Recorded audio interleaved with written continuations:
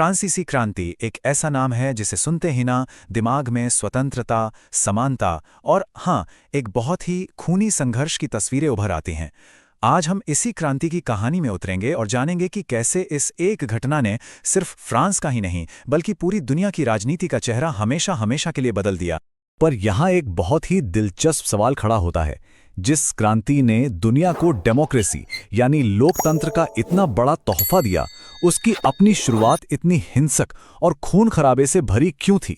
चलिए आज इसी पहेली को सुलझाते हैं। तो चलिए समय में थोड़ा पीछे चलते हैं, 18वीं सदी के फ्रांस में।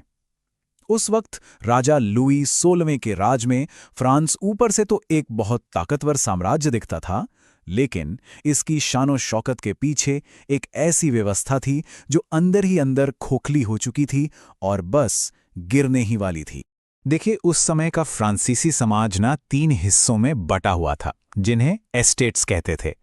और हैरान करने वाली बात यह थी कि लगभग 97% आबादी, मतलब किसान, मजदूर, व्यापारी, हम आप जैसे आम लोग, वो तीसरे एस्टेट में आते थे। बाकी के 2 एस्टेट्स में बस मुट्ठी भर अमीर पादरी और ऊंचे खानदान के लोग। और असली अन्याय की जड़ यहीं थी।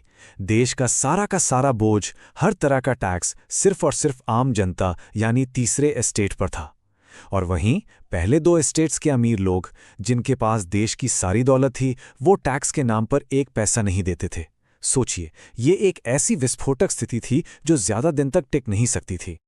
अब इस सामाजिक अन्याय के साथ साथ फ्रांस एक बहुत बड़े आर्थिक संकट में भी फंस गया था। अमरीकी क्रांति जैसे युद्धों में बेवजह पैसा बहाना और राजा रानी की शाही फिजूल खर्ची ने सरकारी खजाना बिल्कुल खाली कर दिया था और नतीजा, देश कर्ज में डूब गया। और राजा ने इस बोझ को भी हमेशा की तरह आम जनता पर ही डालने का फैसला कर लिया। तो एक तरफ तो थी पेट की आग और दूसरी तरफ नए और क्रांतिकारी विचार हवा में फैल रहे थे। कुछ दार्शनिकों ने ऐसी ऐसी बातें कह दी जिन्होंने सदियों पुरानी फ्रांसीसी व्यवस्था की जड़ों को हिलाकर रख दिया। इनमें से एक थे दार्शनिक रूसो। उन्होंने कहा कि असली शक्ति राजा के पास नहीं बल्कि जनता में होती है। अब जरा सोचिए, उस जमाने के लिए कितनी बड़ी बात थी, जहां राजा को तो भगवान का भेजा हुआ दूत माना जाता था। फिर आए मॉन्टेस्क्यू, जिन्होंने शक्तियों के बंटवारे का आइडिया दिया।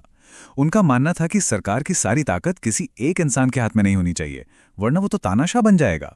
और वोल्टेयर ने तो व्यक्तिगत आज़ादी और समानता की जोरदार वकालत की। उन्होंने कहा कि कानून के सामने सब बराबर हैं, चाहे वो राजा हो या फिर एक आम नागरिक। इन सभी विचारों ने मिलकर एक ही बहुत शक्तिशाली संदेश दिया कि राजा कोई भगवान नहीं है और जनता पर उसका कोई असीमित अधिकार भी नहीं है। बस इस एक विचार ने राजा के दैवीय अधिकार की सदियों पुरानी मान्यता को चकनाचूर कर दिया। तो एक तरफ पेट की आग थी और दूसरी तरफ दिमाग में ये नए विचार सुलग रहे थे। इन दोनों ने मिलकर जनता के गुस्से को एक ऐसे ज्वालामुखी में बदल दिया जो अब बस फटने के लिए तैयार था। और वो ज्वालामुखी फटा 14 जुलाई 1789 को। पेरिस की गुस्साई भीड़ ने बास्तील की जेल पर धावा बोल दिया। ये जेल राजा की तानाशाही का एक प्रतीक थी और इसका गिरना ही फ्रांसीसी क्रांति की औपचारिक शुरुआत बन गया। क्रांति शुरू होते ही एक बहुत ही ऐतिहासिक दस्तावेज तैयार किया गया, मनुष्य और नागरिक के अधिकारों की घोषणा। इसने क्रांति के जो मूल सिद्धांत थे उन्हें कागज पर उतार दिया।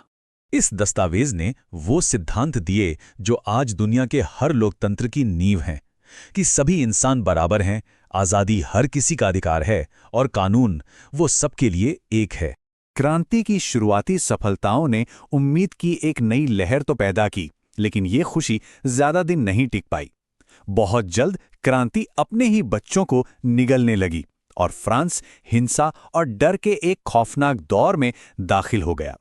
इतिहास में ऐसा पहले कभी नहीं हुआ था। 1793 में जनता ने अपने ही राजा लुई 16वें और फिर रानी मैरी एंटोनुएट पर देशद्रोह का मुकदमा चलाया और उन्हें सरेआम फांसी दे दी। संदेश बिल्कुल साफ था, अब कोई भी कानून से ऊपर नहीं है। और इस हिंसक दौर का सबसे बड़ा प्रतीक बना गिलोटीन, फांसी देने वाली एक मशीन जो देखते ही देखते क्रांति की क्रूरता का एक डरावना चेहरा बन गई। इस खूनी दौर के पीछे मैक्सिमिलियन रोबेस्पियर नाम का एक कट्टर क्रांतिकारी था, उसके शासनकाल को इतिहास में आतंक का राज या रेन ऑफ टेरर के नाम से जाना जाता है। इस दौरान हजारों लोगों को सिर्फ शक के आधार पर क्रांति का दुश्मन बताकर गिलोटीन पर चढ़ा दिया गया। आजादी के नाम पर शुरू हुई क्रांति अब अपने ही लोगों का खून बहा रही थी। और विडंबना देखिए, इस आतंक के राज का अंत भी तब हुआ जब खुद रॉबेस्पियर को उसी गिलोटीन से मौत दे दी गई। इस सारे खून खराबे और उथल पुथल के बाद एक बहुत बड़ा सवाल खड़ा था। अब फ्रांस का क्या होगा? राजशाही तो खत्म हो चुकी थी, लेकिन देश को स्थिरता कौन देगा? इसी राजनीतिक खालीपन का फायदा एक युवा और बहुत ही काबिल सैन्य जनरल ने उठाया। नाम था नेपोलियन बोनापार्ट। उसने सत्ता पर कब्जा कर लिया और इसी के साथ क्रांति का दौर खत्म हो गया। नेपोलियन ने फ्रांस में स्थिरता तो लाई, नेपोलियनिक कोड के नाम से नए कानून बनाए और सेना को भी मॉडर्न बनाया। हाँ, ये सच है कि उसने क्रांति के कई लोकतांत्रिक विचारों को खत्म कर दिया, लेकिन उसने फ्रांस को एक शक्तिशाली राष्ट्र के रूप में फिर से खड़ा भी किया। लेकिन फ्रांसीसी क्रांति की आग सिर्फ फ्रांस तक ही सीमित नहीं रही। इसकी गूंज पूरी दुनिया में सुनाई दी। यूरोप से लेकर एशिया तक इसने लोकतंत्र और आजादी के आंदोलनों को प्रेरित किया। यहां तक कि भारत के स्वतंत्रता संग्राम पर भी इसका गहरा असर पड़ा। और आखिर में फ्रांसीसी क्रांति ने दुनिया को अपना सबसे शक्तिशाली नारा दिया: स्वतंत्रता, समानता, बंधुत्व। ये 3 शब्द आज भी दुनिया भर में न्याय और एक बेहतर समाज के लिए लड़ने वालों को